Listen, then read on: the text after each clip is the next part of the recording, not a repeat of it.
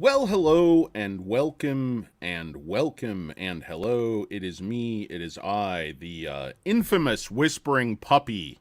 No, it's me, it's Danny Deals, it's Danny Vegas, it's Un, Poco, Moss, the show where we give you just a little bit more. We do not have, we don't tell you to buy SoFi, we don't give you financial advice, but we are buying for the cure. I just think it's a smart move to buy anything under $7. It seems like Noto agrees with me. I see Q2 being pretty good, but I think they're going to raise guidance again, and I think for the year things are going to look a lot better than we think. I'm looking at something like 13, 14 cents for the year, so it's not a blockbuster, but I think we're going to easily hit 2 cents again this quarter. The growth is there. We need more clarity into the tech black box to see how and when those revenues are going to materialize. But if you look at management's projections for 2027, which they haven't shied away from, haven't backed down from, you're talking about a dramatic ramp in the EPS curve for SoFi. I mean, it's undeniable because right now you're at about 2 cents a quarter EPS. If they're going to hit the top end of their guidance for 2027 of 80 cents, I mean, of course you have to account for some dilution and stuff like that too, but just, speaking extemporaneously, trying to make an example of it. Guys, by the way, welcome and hello. Hello and welcome. It's Un Poco Moss. Thank you for joining us. It is Tuesday, June the 11th. It's, I don't know what the hell time it is. There's about 30 minutes left in the trading day, so that tells you what time it is, depending on where you are. The SoFi stock, again, this is the same old story. Max pain is 7, volume is low. Push the stock way down and then sort of accumulate. There's just no sense of urgency for anybody to buy SoFi right now. It's just one of the headlines I keep seeing, and I saw it on, I think, one of Tanner's videos or somebody's was like, it's a boring bank stock. Like, that's the new narrative. It's like, hey, this thing's not growing, it's not dynamic, it's not AI, it's not making chips, it's not building EVs, it's not doing any of that stuff. It's just a boring bank. All they do. The thing with SoFi is that I think people don't want to acknowledge is that customers really like SoFi. Okay, they're voting not just in these like Trustpilot and NerdWallet and all these things you vote for, but they're also voting with their money. There's an outsized amount of deposits coming into SoFi compared to the clients they're adding to their banking product. They sign tons and tons of the clients up for direct deposit. And SoFi members have really good income, and that's why the bank is growing so fast. And these people like, the fabulous Scary G, who's like, well, financial institutions, who wants deposits? You have to figure out all the banks want deposit growth.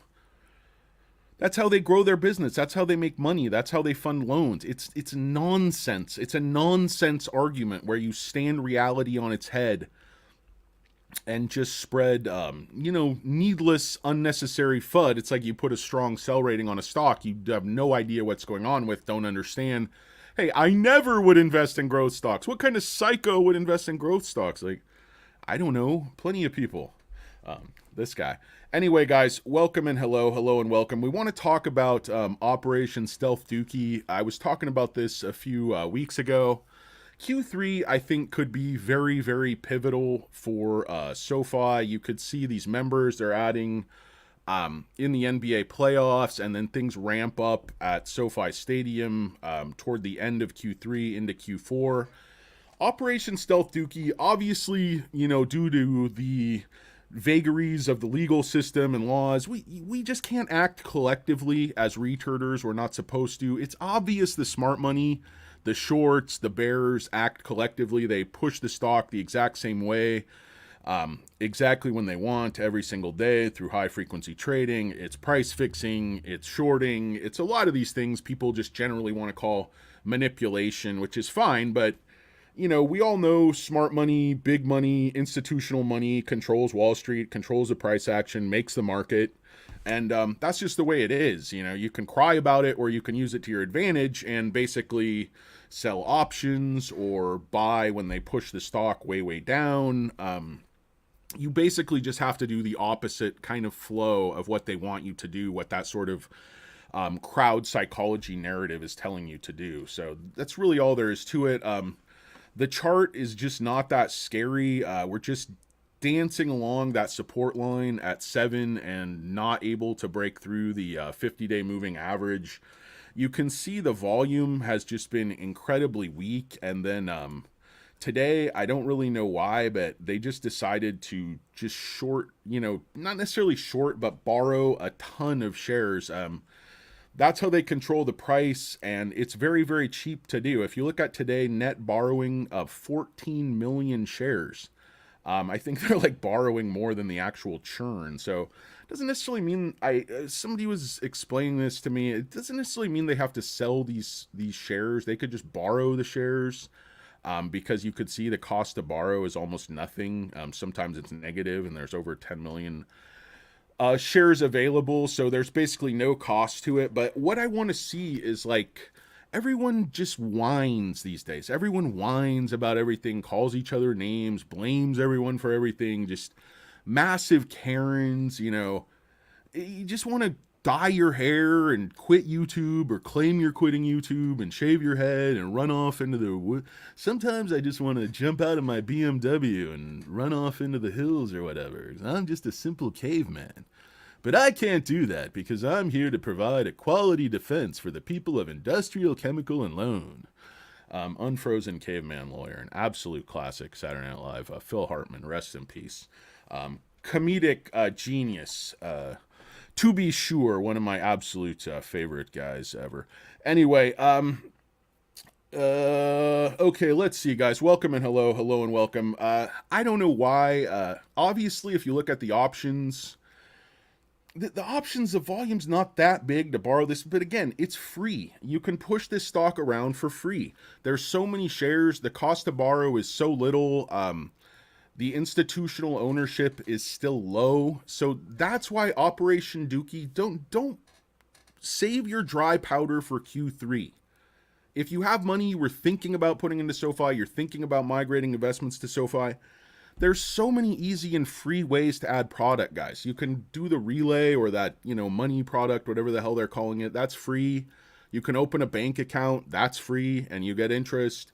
You can get a credit card. That's free. I use the travel product. It's better than free because I think it goes through Expedia, but you get an extra discount for using your SoFi card. So you're getting like Expedia, and then on like a luxury hotel, you're saving an additional percentage off the best price through SoFi. So why not use that?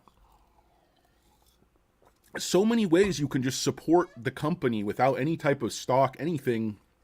And people have kids, high school age kids, college age kids. SoFi offers accounts for them. Get them saving, get them investing. It's another way to add multiple products without spending any money. Benji, don't you dare like and subscribe. No, use your own judgment, guys. I trust your judgment. Benji would basically like you to like and subscribe. I would caution you. Do not like and subscribe. Again, if you've ever seen that movie where you watch that, I forget what it's called, but you watch that movie and then it's like a little film and then your entire life goes like sideways. It's like a really bad horror movie. But that's what this channel's like, basically. Anyway, guys, welcome and hello. There's 51 brave souls on board watching this program. BC was here. Danny Dimes. Ilpris Thick SoFi Bag is here.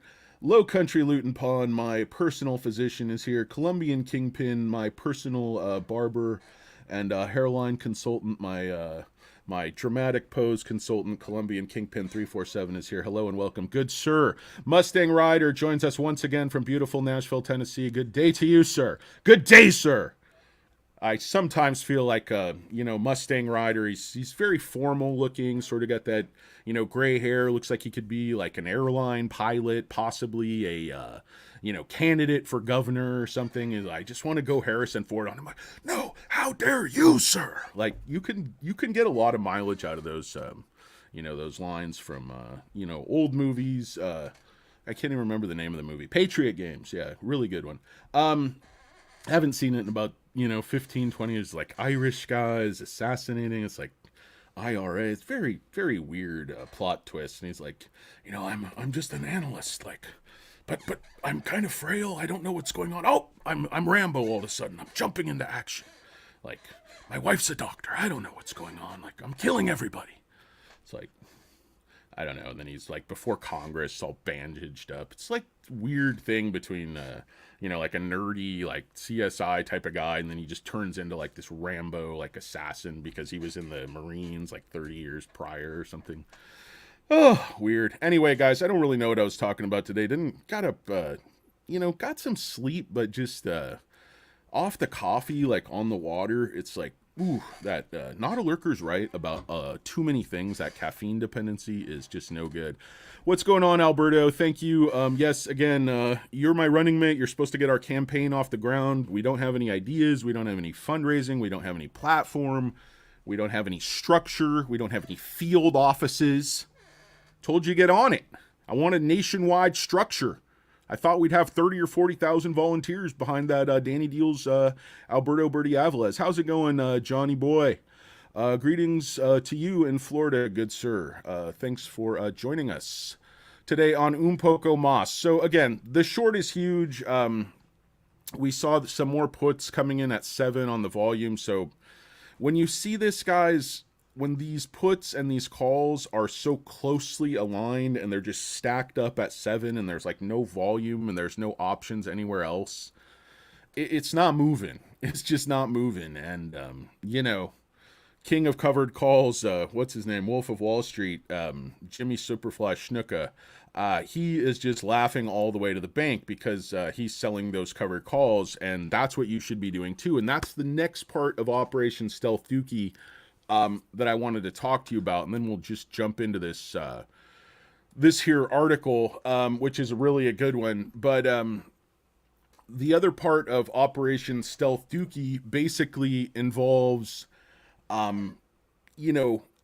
management aggressive. I just want to see management just be a little bit more aggressive in defense. I know they can't come out and talk about valuation, but I want to see more clear roadmap between 2024 numbers and those 2027 numbers. And I know a lot of it depends on the tech, but just tell us how those revenues work. Tell us what the expectation is. I mean, they're obviously modeling it. They obviously have the numbers. I mean, I know they can't just release all their internal research and stuff like that, but I mean, it's just SoFi is just very opaque. It's very mysterious. And I think that's a fair criticism. I think management is intentionally vague. They can sandbag, they can do surprises, they can do deals. And it's tough for the short term for the shareholder. I mean, because it just leaves so many avenues open for attack. It's just a little bit unfortunate. But as far as my notes here, again, management to defend the company with assortive truth bombs. You get this FUD coming out of BTIG, Wedbush, again, it's the same thing. Balance sheet constraints, opposite of the truth. They attack the accounting system again. I know people are like, you're absolutely insane. SoFi is never going to buy back any shares, but I was just looking at the balance sheet. I'm like, what if they just took 1% of their cash if the stock price is really suppressed and it's a period where they're not going to be using the cash for lending anyway? I mean, I know they can get good interest, different places for the cash. I know there's other things they can do with their cash, and I know they're barely cash flow positive if they are. So people just say, oh, you're crazy. You don't know what you're talking about. It's practical, not a reality. I think they can just send a message, send a shot across the bow that this is not a trash stock. It's not a penny stock. It's been a trading stock. It's been a shorting stock. Another thing I just want to see returners do is, instead of buying leaps, just buy long shares and sell covered calls. You're going to make more money. I know you don't control the same number of shares, but it's a far, far better strategy to get into some of these conservative option strategies than just to buy leaps and sit on your hands, because all you're doing is feeding premium to the market makers, and they just have more reason to suppress the stock through January 2026. And I mean, I'm a buyer of leaps. I hold leaps, but lately I'm just buying long shares, and I'm going to be selling covered calls until, we break out of this wedge and decisively go one way or the other. I just don't see any other path forward, but I need management to come out and aggressively, not just defend. I know they can't really defend the stock, but defend the company, defend the roadmap. These other CEOs are out there just cheerleading, talking about where they're going, talking about how great it is. And I know maybe they have to be measured and controlled for bank regulators, but they don't have to be robots. They can be passionate about the future of the company. And guys, call me. I just splashed tap water on my glasses. Very sorry, can't really see anything, but call me. I'm available for free to cheerlead for the company. I mean, I'm wearing a SoFi Bull t-shirt. Okay? This wasn't for this video. It's just my daily wardrobe. So, am I completely out of my mind? Perhaps. Almost assuredly. But am I willing to go out there and just be the anger translator from my biological father, Anthony Noto, and my, little brother, Chris LaPointe, CLP3? Absolutely I am. Put me, just a live feed of me on investor relations. Like, cut the camera, he's eating a quesadilla again. God damn it. Get that guy in a windbreaker. He's like, we don't have a windbreaker that'll fit him. I get him in 2 windbreakers. Anyway, guys, welcome and hello and welcome. So, Q3, adding products. I wanted to talk about customers. How do they feel about SoFi? Because SoFi is getting an outsized number of deposits. They're loyal, they're sticky, they're adding direct deposits. And this article kind of speaks to that. So this is today. It's by KM Capital. He has a small following, but I read his articles. They make a lot of sense. You can decide for yourself. SoFi Technologies and remember operations, Stealth Dookie, get bank accounts, get products at SoFi, add members to SoFi, get your family and friends to join SoFi. Just pump those numbers in Q3 and the stock will take care of itself. Give management something to work with other than your freaking bitching and moaning, which doesn't do anybody any good. Stop buying the short-dated calls. Stop buying the leaps. Buy you some long shares like a grown-up and then sell covered calls like a gentleman. That's what you should be doing. And that's not financial advice. That's just what I'm doing. I don't know what you should be doing because obviously I don't know your financial situation, your outlook, your risk tolerance, your weight, whether you're a bit of a pear shape, whether, hey, I'm in a minivan on a cell phone here, officer. I don't have time for your questions. I'm a bit of a pear shape and I'm speeding through a school zone, okay? You have a problem with that, you take it up with my attorney. Ma'am, this is a Burger King drive-thru. I'll take some chicken fries. All right, ma'am, pull ahead. Relax, pull ahead. Take your medicine. Anyway, guys, welcome and hello and welcome. So this is SoFi Technologies, share price and fundamentals moving in opposite directions.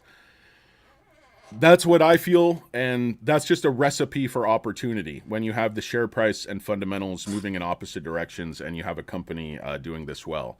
So while the stock price experienced a decline, I'm not going to read all these bullet points. I just want to go over a few points in this article. Robust user base expansion, partnership, drivers of revenue growth, while maintaining exceptionally high levels of customer satisfaction. That's one of the things I feel like all the media, all the narrative, and even management just never really talks about is how much customers like SoFi. It's not just the proof in terms of how much they're doing deposits, how much they're moving over to SoFi as their primary bank, but it's Trustpilot. I mean, when I was reading this article, they have like 9,000 reviews at 4.6 stars. It's got to be one of the very, very highest for any financial institution, any bank. People usually can't stand their bank. So, I mean, that's a lot of reviews, and, it's a very compelling reason for young people who do a lot of research and put a lot of thought into where they park their money. They have every reason to join SoFi, and they are, and they're putting their money in SoFi. And after I go over this stupid article, I'm going to talk briefly about why I think student loans are going to once again reemerge as the center of SoFi's growth, catapult SoFi into a role as a leader in small business banking, and up, and away, multiple rocket ship emojis from there. Guys, welcome and hello. Hello and welcome. Thank you, everybody, for joining me. Benji, C-Bar, what's going on? Good day. Trunk Monkey, Yeah, they want to short the stock because they're making money and they're collecting premium, and it's profitable for them, and it doesn't cost them anything to borrow the shares. So I'm still buying. Bought a princely 20 more shares. Good for you, Alex. Nothing at all wrong with 20 shares, my friend. Better than a sharp stick in the eye. There is a huge difference between members and customers. We need these active customers that are making the company money. Enough with the members. And member ad. Who cares? Give me deposits. Give me revenues. Give me that sweet gap net profit. Alex is here. Good to see you. Grit and Grunt is here. Members have privileges. Membership has its privileges. I don't know what they are. Benji is here. Operation Stinky. That's pretty funny, Benji. No, it's Operation Stealth Dookie. You guys know what it is. You just go around, what's that? Is you check your shoes, you can't smell anything. Something's not quite right. Means you might need to add a couple of more shares and sell you some more covered calls. I don't know. It's not financial advice. I'm merely an idiot on YouTube. I never even taught at the high school level, guys. Never even near the high school level. Okay? So you shouldn't listen to me. I do not have an unbranded black baseball cap. Don't listen to me. Okay, you want to listen to those guys that are pumping worthless meme coins at the top. Those are the guys who know what they're talking about. And they're also teaching a course. You can also get in on their Patreon for $25 a month.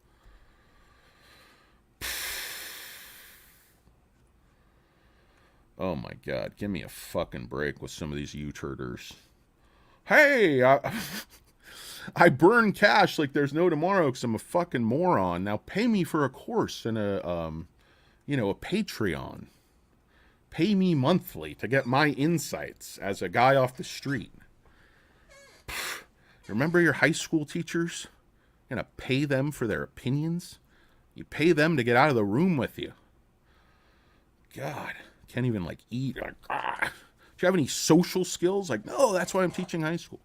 Anyway, guys, I love teachers. Welcome and hello. Hello and welcome.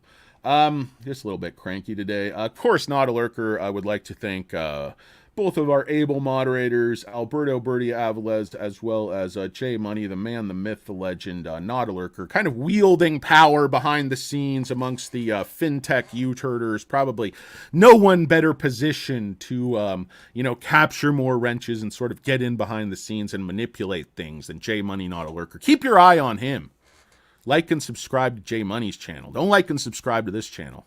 This channel's a bust. This channel's a bear trap. This channel's going nowhere. Get your money behind Alberto and Jay Money. They got the real power. The real power's in the wrench. I don't even have a wrench, and this is my channel. What does that tell you? Absolutely nothing. Doesn't even make any sense. But then again, what else is new? This is un poco más. I actually got a little bit of sleep. I don't know why I'm so incoherent.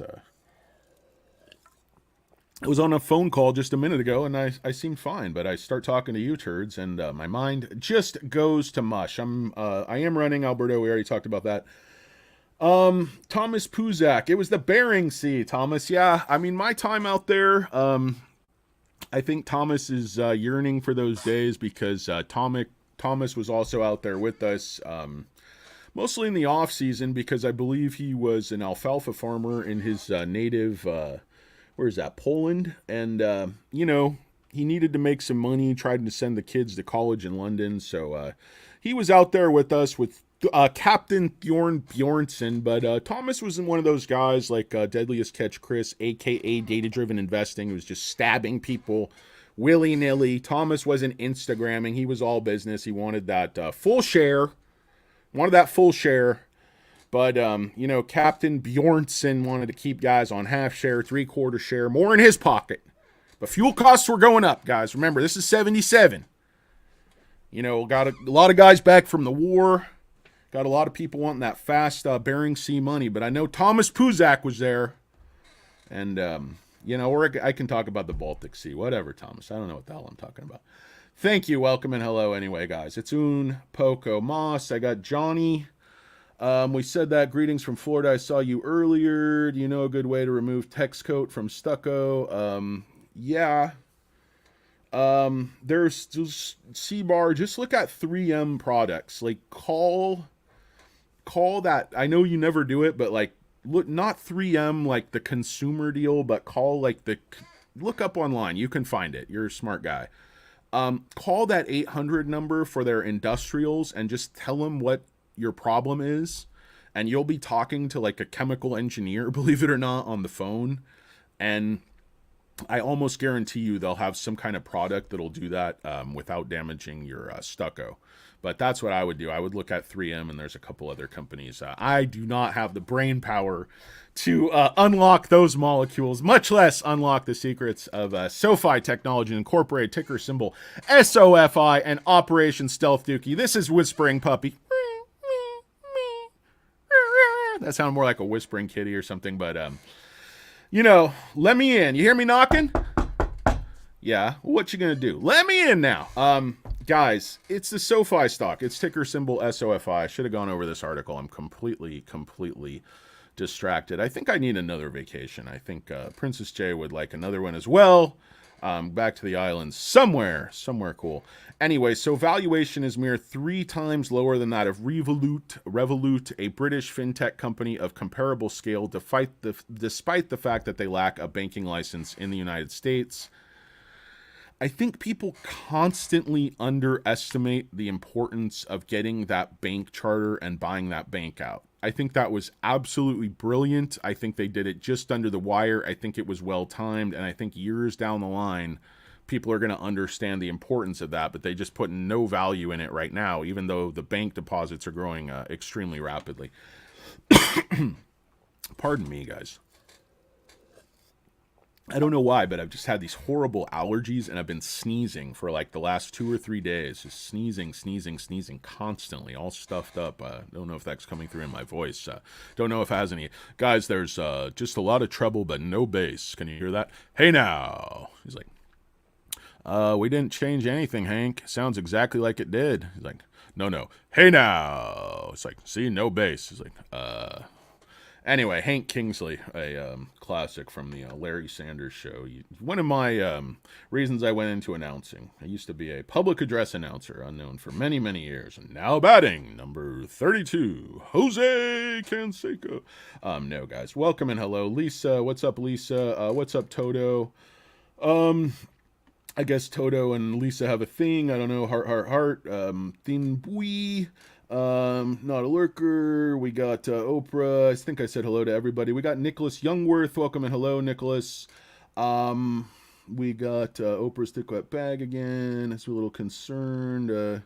Yeah, I mean, Q2 has me a little bit concerned as well, but I'm just looking toward Q3. I don't think Q2 is going to be bad, but it could certainly let them attack the stock, try to accumulate low 6s perhaps. I really don't think it's going to see like 5 or anything or all-time lows. I just don't see it. I don't see Q2 being that bad, and unless they need to take another write-down or something, that could be a little bit ugly, but then they would have to update their EPS projections for the year, and they're just not doing that. So, yeah, and don't forget, Chris LaPointe is talking. I think it's on I think it's tomorrow, and then we might have a special guest on Thursday. Still pending confirmation. It's a big get, guys. A huge get. Oh, my God. But we have one of the best bookers in the industry, in J Money. So I think he can do it. It's a challenge, guys. We don't give the best, swag to our green room guests. We have we have one of those Un Poco Mas t-shirts, and then I give you a, if you're lucky, maybe a day-old donut and some tap water. Nothing to write home about. Guys, I got to go through this, but I got to get the hell out of this live stream. It's just going nowhere. It's just completely horrible and pointless, but welcome and hello. Welcome to my world. So he had a strong buy thesis 3 months ago. Disappointed the stock prices declined since that time 5%. Company continues to show dedication, improve customer experience, new products and features. Management works hard to drive further customer base expansion. So they're working the plan. They're planning their work and they're working their plan. It's just they're executing. That's the bottom line. SoFi's executing in high rate environments, in lower rate environments, in hot economies, in colder economies. SoFi can tailor their approach, ramp up certain products, cut down on others, but the key to that sweet tech multiple is going to be Galileo, and that's the key. People are like, when is Galileo going to take off? Well, If you're looking at what SoFi is telling you, it's going to start to take off in 2025 and it's going to take the hell off in 2026, because by 2027, that's got to be a major profit center for them to hit their projections. That's just the bottom line. But you're taking that from the guy who came up with Operation Stealth Dookie, which isn't the smartest thing in the world, but basically it's as simple as just put your money where your mouth is. There's nothing wrong with supporting a company you invest in, and it's free to add numerous SoFi products. They offer health insurance. They offer different things. I think now car insurance. They're adding new products all the time.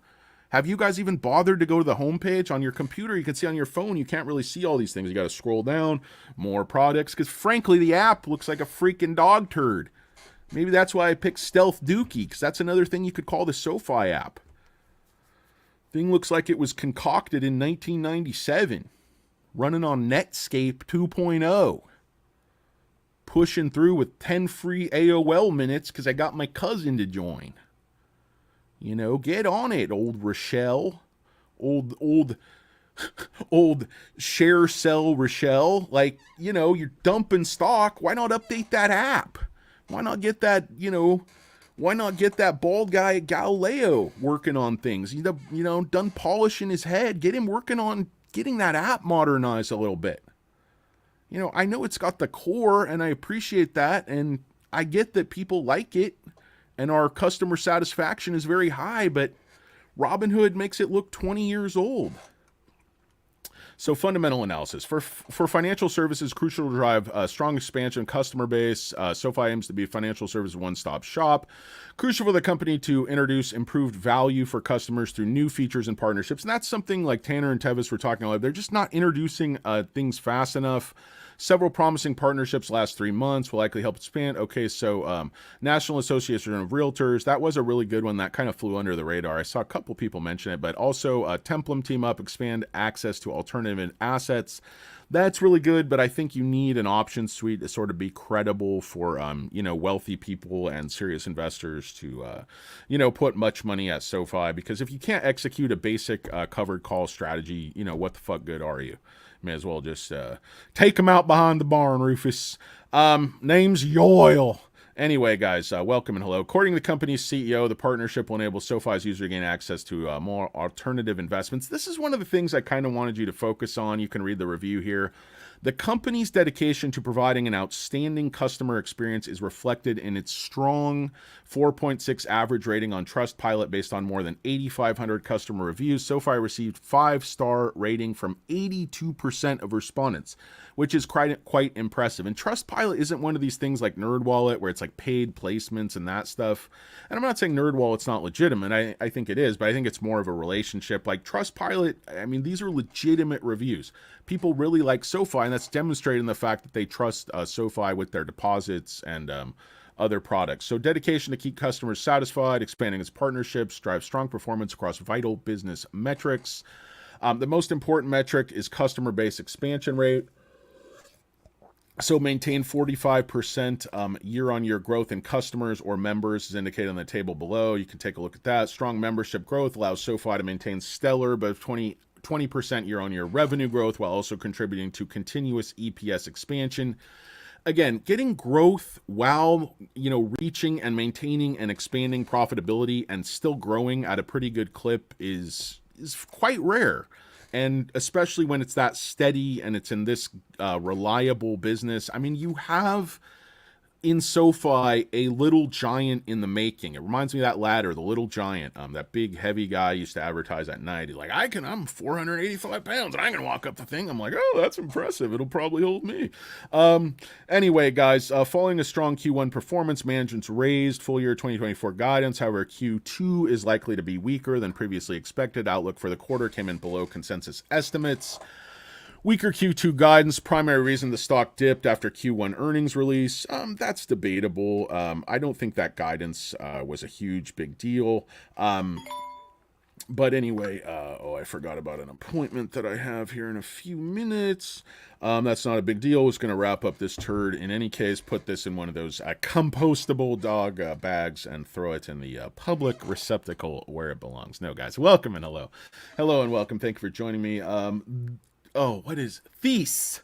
Thies. That's how you pronounce it. Thies. Hello. Hello yourself. I finally remembered. You told me how to pronounce it. I was like, this, jujitsu, jism.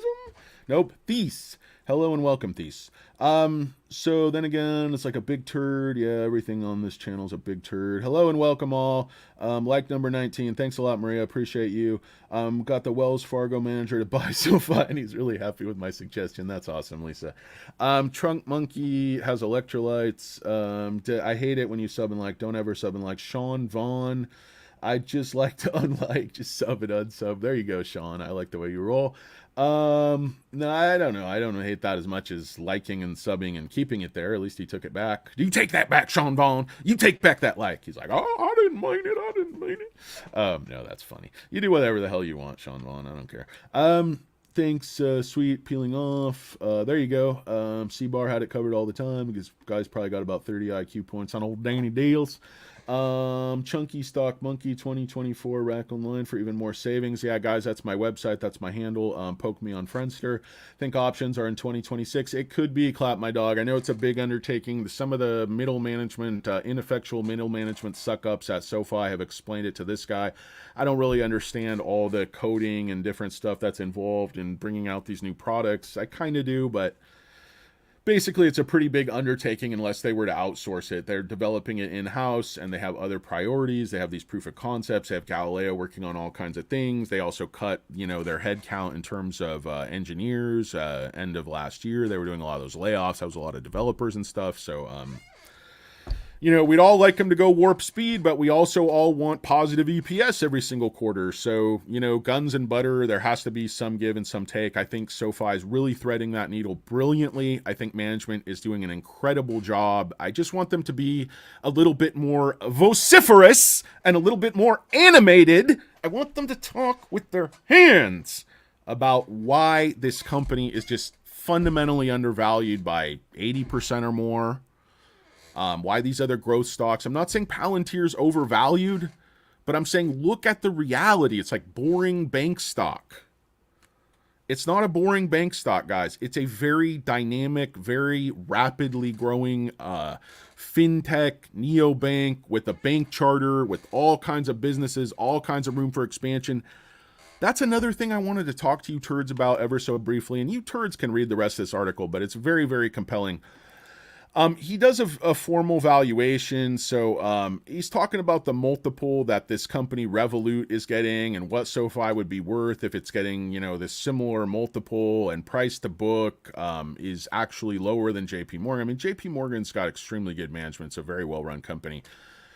But the growth, I mean, year on year, you're talking SoFi 34%. Bank of America was shrinking. Revenue was growing at 22%. 3-year, I realize SoFi is declining, but, you can look at these numbers for yourself. A high-level mitigating factor, uncertainty around the Fed. The 52-week range between 6 and 12 is very, very wide. I mean, you don't want a company doubling and then halving over and over again. That's not stability. But again, that speaks to the fact that the fundamentals and the share price are completely decoupled, and this stock is the prey of mechanics, short sellers, country club golf hustlers, ne'er-do-wells, just basic low-life scumbag shitheads. And, it's unfortunate, but eventually fundamentals will win the day, and I just need management to keep executing.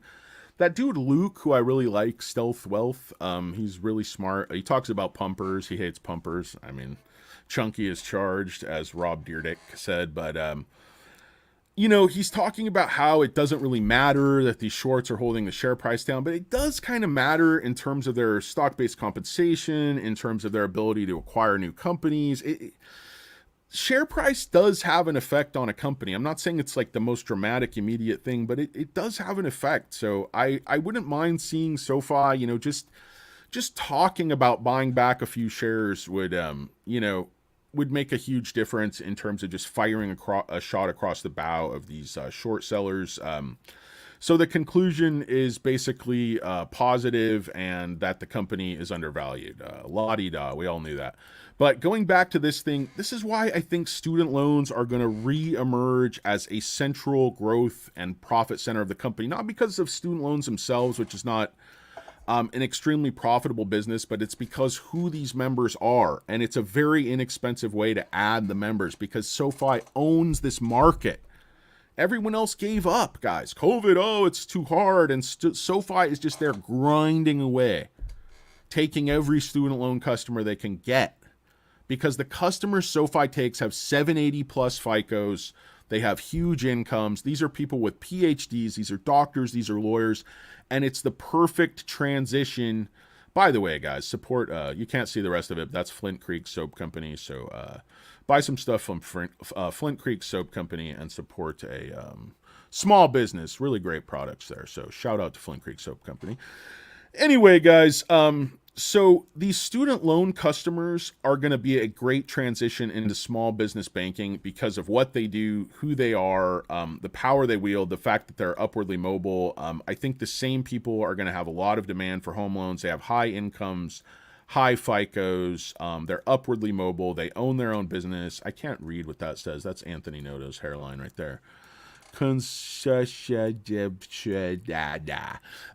unfortunate, guys. I wish I went to medical school or I was that smart, able, disciplined. I have the handwriting for it, but I just don't have the brain power or any of the other intangibles. But anyway, guys, I think that's about all I have for you today. Was I going to talk about anything else? Student loans is a sleeper. SoFi owns that market. Those customers are extremely valuable. If you can get them from just doing their student loans with SoFi to moving over more of their actual personal and professional financial life to SoFi, that's the long-term plan. That's the Trojan horse. That's the back door. That's that code you put in. Try typing Joshua. It's like, oh, fuck, he said Joshua. It's like, how do I make it play itself? He's like, number of players, 0. He's like, how about a nice game of chess, you little motherfucker? It's like, no thanks, I'd like to play Global Thermonuclear War. He's like, is that Ali Sheedy? Yeah, it's Ali Sheedy. I want to play Global Thermonuclear. No, guys. Hello and welcome and hello. I almost got it correct. Dice. Sixpence, none the richer. I don't know. I'm getting there, buddy. I'll do my best. I'll try to improve the next time. So we got D&B. First time I was able to catch your video live. I just want to say I enjoy your content. The haircut looks good. I know this is a SoFi video. He's looking at ATYR. I'll try to check it out, man. I get a couple million stock tips every day. Ether between us here. June earnings would be solid, but I'm not expecting fireworks. I'm not either. I think it's going to be 2 cents. I don't think it's going to be anything. A lot of people are thinking 1 cent. So we just have to see. But I do expect some really solid member ads and some solid bank deposit ads as well. Because higher for longer, though supposed to be bad for SoFi, does help them with, member ads in terms of bank customers. And those are important, guys. Those are customers that make money. Those are customers that buy products. SoFi savers versus Robinhood traders. Versus Affirm trailer park losers. No, they're just such a big deal today because Affirm is going to later this year be on Apple Pay. It's just such a big nothing burger. I mean, I don't care. I know it's going to pump the stock in the short term, but Apple is not going to cede. Apple never gives anything up. There's no profit in it, or Apple would do it themselves.